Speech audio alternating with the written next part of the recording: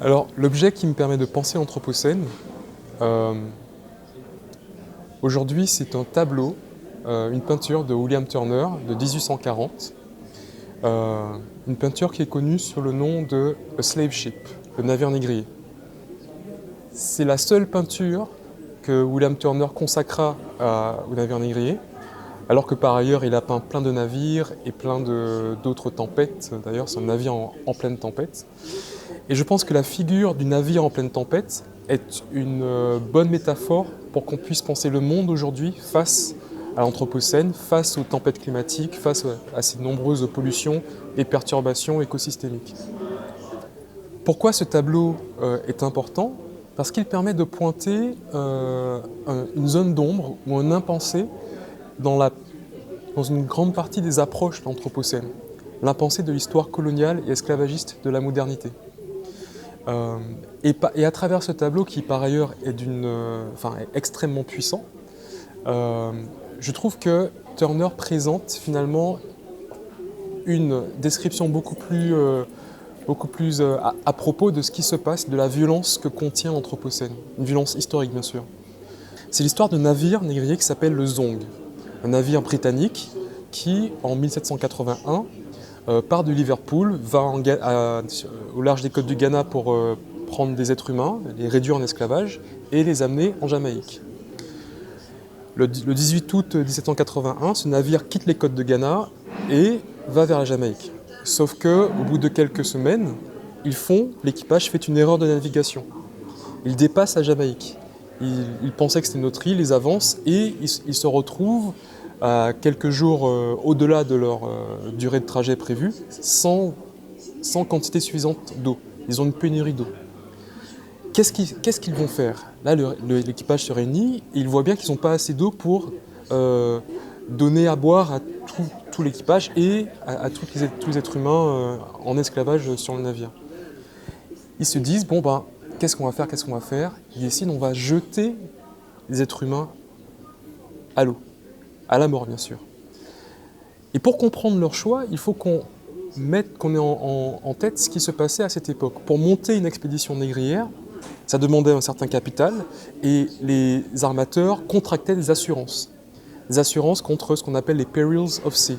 Donc s'il y avait une grosse tempête, s'il y avait une insurrection, s'il y avait des gros problèmes qui n'étaient pas dus aux fautes de l'équipage, alors l'équipage pouvait faire valoir leurs droits à Liverpool, en disant voilà, on a eu un gros problème, donc payez-nous les investissements qu'on a fait pour ces personnes en esclavage. Donc l'équipage s'est dit, il est plus profitable pour nous de jeter des êtres humains à la mort plutôt que d'essayer de rationner ce qu'on a comme eau et d'essayer d'atteindre ensemble le port de Kingston en Jamaïque. Et je pense que cet exemple-là est assez parlant sur la manière dont le monde d'aujourd'hui fait face à la crise écologique. Qui, dans ce navire-monde, qui on va garder, qui on va jeter par-dessus bord? Quel type de navire on va créer face à cette tempête climatique qui est déjà là? On pourrait se dire qu'on est au moment des délibérations, mais plus que compte, cette histoire est une histoire vraie. Donc les délibérations ont déjà eu lieu. Que la modernité a déjà eu une histoire où, face à certaines crises, on jette ceux avec qui on n'a pas envie de vivre ensemble. Enfin, de vivre. Et donc, les délibérations ont déjà lieu, sont déjà en cours et vont peut-être encore continuer.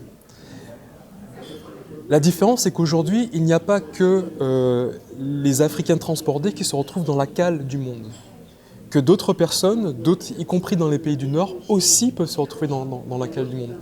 Ça veut dire quoi? Ça veut dire que face à l'urgence climatique, face à cette manière dont on pollue les écosystèmes, il faut aussi adosser l'exigence d'égalité, l'exigence d'émancipation, qui est là sur le navire avant même la tempête.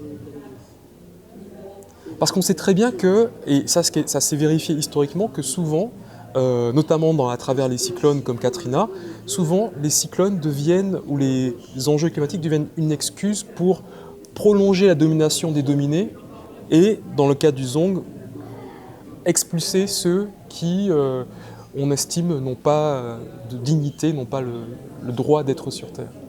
Et le danger contre lequel je mets en garde en fait tous ceux qui s'intéressent à l'écologie, c'est qu'il ne faudrait pas que la manière dont on gère la crise écologique soit une excuse pour ne pas vivre ensemble, soit une excuse pour jeter ceux qui sont jugés comme étant les excédents, les trop peu. Et on voit très bien comment les discours sur la surpopulation, qui visent explicitement des populations racisées, dans les pays du Sud, en Afrique, on a eu des paroles présidentielles qui faisaient l'écho aussi de cette idée-là. Je pense que ça, c'est un sujet très très glissant. Et plus que la seule injonction à survivre à la tempête, ce qui est important, c'est de voir comment on peut construire un monde qui vaille la peine d'être vécu et traverser ensemble la tempête. Donc c'est ce que je vois à travers ce tableau.